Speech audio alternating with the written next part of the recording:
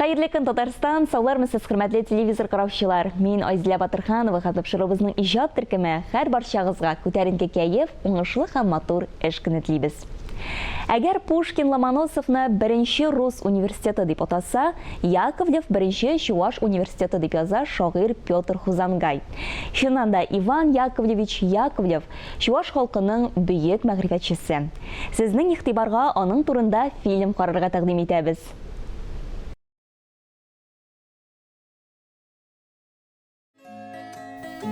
Яхшы агач, яхшы җимешләр, начар агач, начар җимешләр китерә, һәм сез аларны җимешләренә карап белерсез. А, О, Б. Гомерен халыкны мәгърифәтле итү эшенә багышлаган Иван Яковлевның хезмәт агачы җимешле. Исән чагында ук Чуваш халкы аны ихтирам йөзеннән безнең патриарх дип атап йөрткән. Ни өчен чуашлар аны патриарх дип атыйлар? Чөнки Иван Яковлевич Яковлев үзенең халкына берничә бәйрәм бүләк иткән кеше. Берничә олы, хәтта дахи бүләк калдырып киткән кеше. Кешенең иң зур уйлап тапкан әйбере ул да булса әлифбасы, алфавиты. Менә Чуваш халкына Чуваш әлифбасын бүләк итү монардан да зур бүләк була алмый кешедән үзенең халкына. Чөнки әлифба белән китаплар языла, китапларда халкның һәм үткәне, һәм бүгенгесе, һәм киләчәккә өмете. Д, Е, Ё. Дахи бүләк чуашларның беренче әлифбасы Казан шәһәре типографиясендә басылып чыга. Яковлев алфавиты белән ул сразу китаплар баса. Иске алифбаның төп нөксәләре музейда, архивларда саклана. Беренче китапларга хәрефләр генә туплап бирелсә, соңрак рәсемле алифбалар да басыла башлый. Беренче рәсемле алифбаны Иван Яковлевның укучысы, Чуваш халкының тукайы Константин Иванов әзерләп бастыра. Иван Яковлевич Яковлев пиде хизепле щин. Иван Яковлев халкыбызның мәшһүр шәхесе. Алфавитка Ч, Ү авазларын ул үзе уйлап исти. О һәм авазларын алман транскрипциясеннән ала. Чуваш халкы аны Яковлев алфавиты дип йөртә. С, Ш, Т, У, Ü. Яковлевның дәвамчылары тырышып туган телен өйрәнә. Нәкъ шул хакта Чуваш халкын белемле, тәрбияле итәргә, Чувашны чуваш итеп танытырга хыялланып яшәгән, шуңа бөтен гомерен багышлаган. У, Ü, Ф. Иван Яковлев 1848 елны Сендер губернасы Буа уезе, хәзерге Тәтеш районы Кошки Яңатимбай авылында туа. Ул Емырка көнендә туа, Пасхада. Чувашлар ышана, Пасхада туган кеше ул бик бәхетле кеше, озын гомерле, бәхетле, бай кеше була ди. Тугач ике көндән әнисе үлә. Әнисе артынан Ваняны дөм ятим калдырып, әтисе дә китеп бара.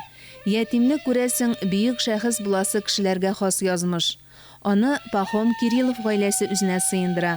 Бәхетсезгә вакытсыз дигәндәй 3 яшенә җиткәндә карап үстергән әнисе дә бакыйлыкка күчә. Дөрес, уллыкка алган гаиләдә бер кайчанда артык кашык дип кимсетелми. Үги бала икәнен үсеп җиткәч кенә белә. Тик әлегә аңа үсәргә, тәпиреп китәргә кирәк.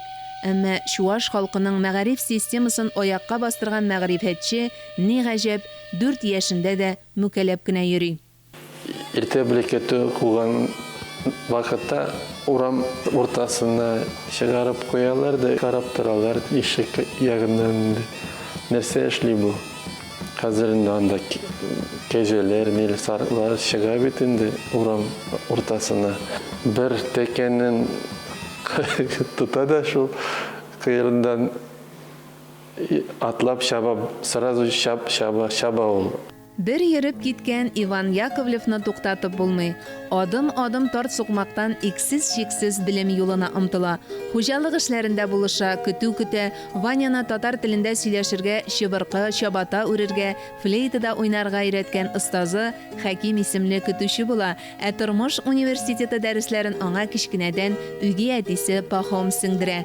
Иван Яковлевның беренче рәсми уку йорты Иске Борындык өяз училищесы, аннары Сембер гимназиясендә җир үлчәү курсларын тәмамлый. Ә чуаш халкын үз артыннан ияртерлек белемне Иван Яковлев Казанда ала. Яковлев энциклопедик кеше. Үзенең теге ул барбер университет белеме алган кеше бит. Аның мөмкинлекләре, теге акыл мөмкинлекләре, акыллык, мудрость дип әйтәбез инде без. Формулашыр өчен аның бөтен мөмкинлекләре булган. Казандагы университетка кере. Университетка кере ул математический факультетка. Беренче ел укыганда, икенче ел тагын прошение яза, уже историко-филологический факультетка укырга кере. Вот шул вакытларда инде ул Семберде неткен яшәгән вакытта балаларны укытып карый. Үзен авылда аныкын бер-ике малайны шул Сембергә алып барып, иде укыта ул. Укытучылык эшенә гимназия чорында ук керешә. 1868 елда Яковлевның шәхси мәктәбендә беренче дәресләр башлана. Башлап җибәргәндә укучылары бик аз була.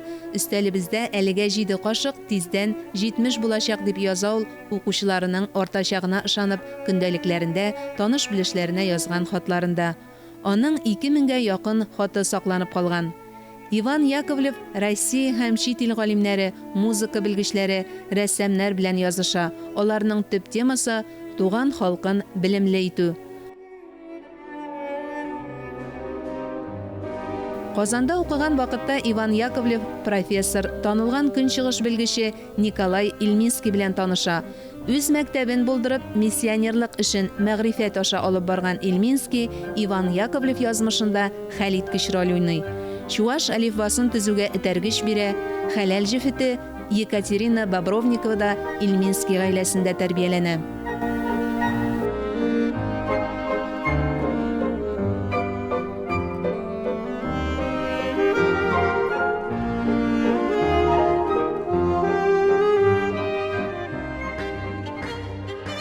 Чуваш халкын аң белемгә китерү турындагы хыялларын чынга ашырырга ярдәм иткән тагын бер шәхес Илья Ульянов. Ул Сембердә халык училищелары инспекторы вазифасын башкарырга керешә. Аның нинди якын кешеләре булган. Владимир Ильич Ленинның әтисе шулай ук аның дусы булган дип тә әйтергә мөмкин. Хезмәттәше булган дип әйтергә мөмкин. Җирле консерваторлар Мордва, Чуваш татарларны укырга, үзләренең милли мәдәниятен булдырырга сәләтсез дип санаган. Шовинистик максатлардан чыгып балаларны туган телләрендә укытуга ризасызлык белдергән. Илья Ульянов алар белән килешми һәм аның ярдәме белән Иван Яковлевның шәхси уку йорты Сембер Чуваш мәктәбе дип рәсмиләштерелә. Халык мәгарифе министрлыгыннан даими акчалата пособие ала башлый. 1878 елдан әлеге мәктәптә кызлар сыйныфы да ачыла. Аларны укыту эшендә хатыны Екатерина уң кулына әверелә. Яковлев школасының специфика бар шундай. Анда бит педагогларны гына әзерләмәгән, алар агроном, медицинское дело, анда шундай шул вакытларда кирәк булган бөтен эшне эшләй алган андый.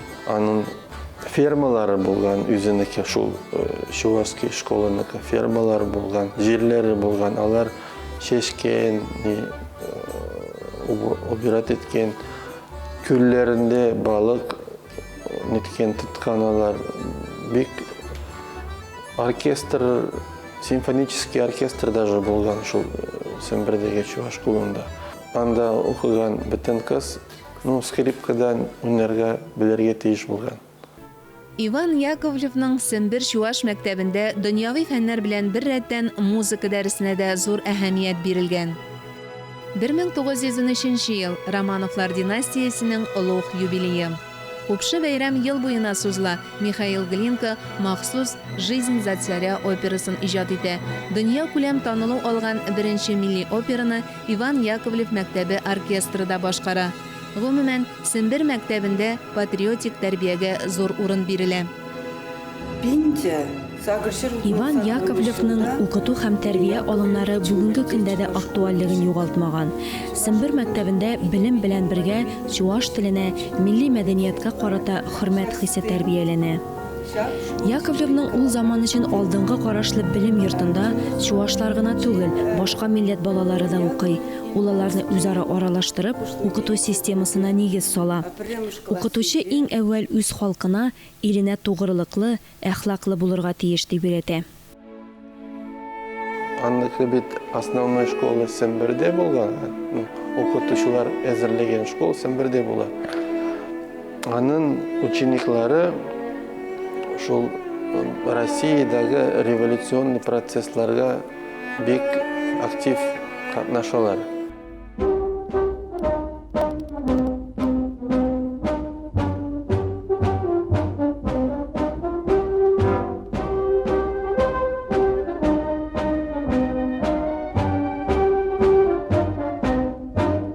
Чабаксарда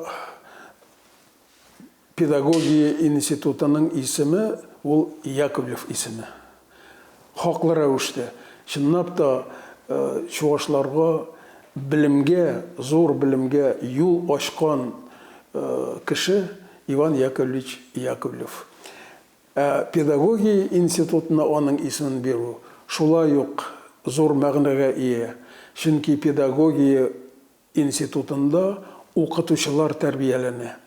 Укытучы ул һәр вакыт кеше җанының инженеры.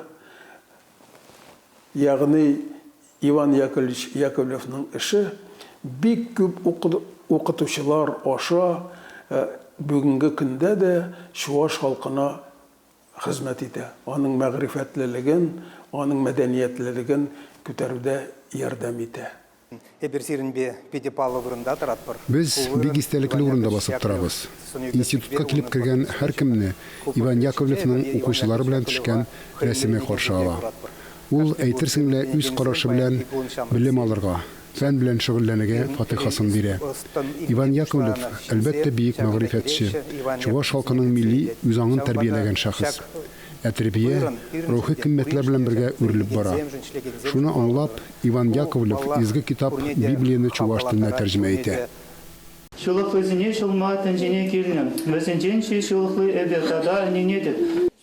Ул үсегенен тәрҗемә итмәгән, аныкын укучылары булышкан аларга. Константин Иванов анда башка ниләр. Дини белем ул вакытта мәгариф системасының бер өлеше булган. Халык мәгарифе министры уку торышы сыйфатын тикшергән вакытта Сембер Чуаш мәктәбе каршында ширкәү булырга тиешлеген искәртә. Мәктәп остаханәләре бинасы ширкәүгә үзгәртелә. Яковлев башлап йөрүендә ширкәү туган авылында да төзелә. Ул әле дә бар, әлбәттә яңадан таштан салынган.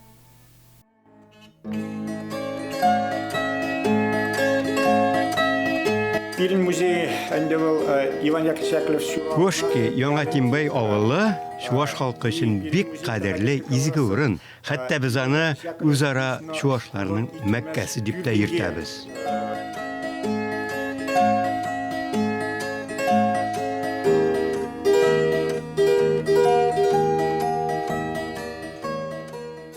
Татардың мәгърифәтчесе Каюм Насыри.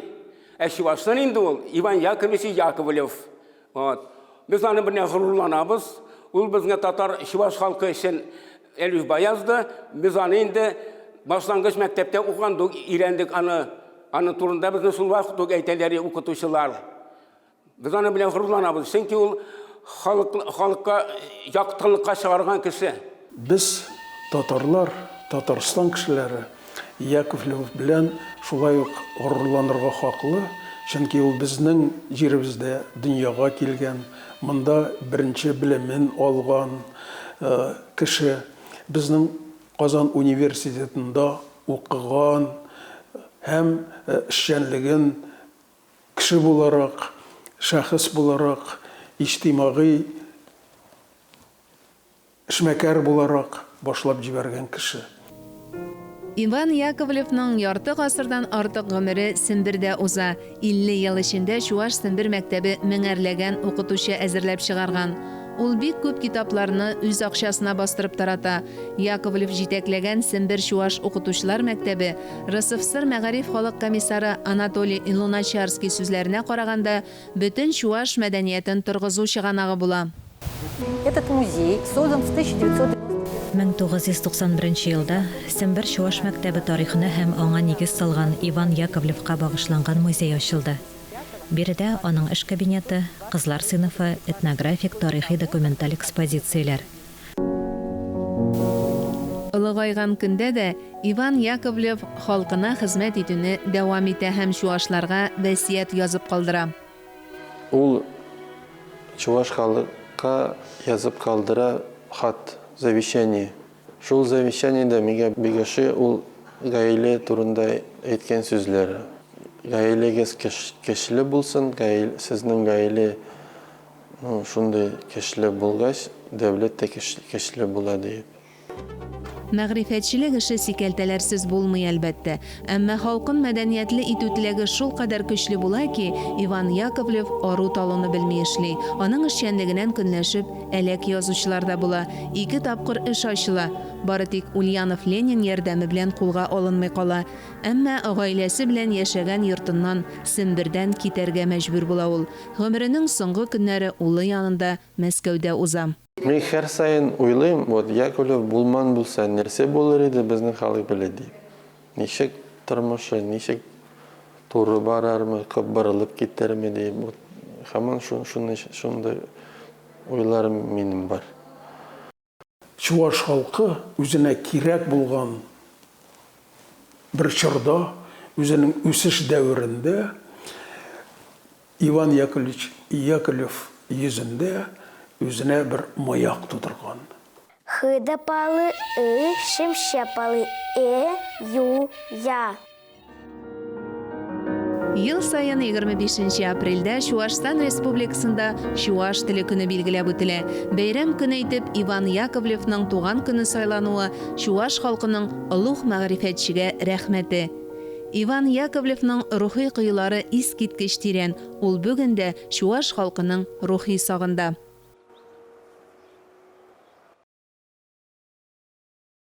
Бүгенге шулар иде, без сезнең белән саубуллашабыз. Исән-имин булыгыз.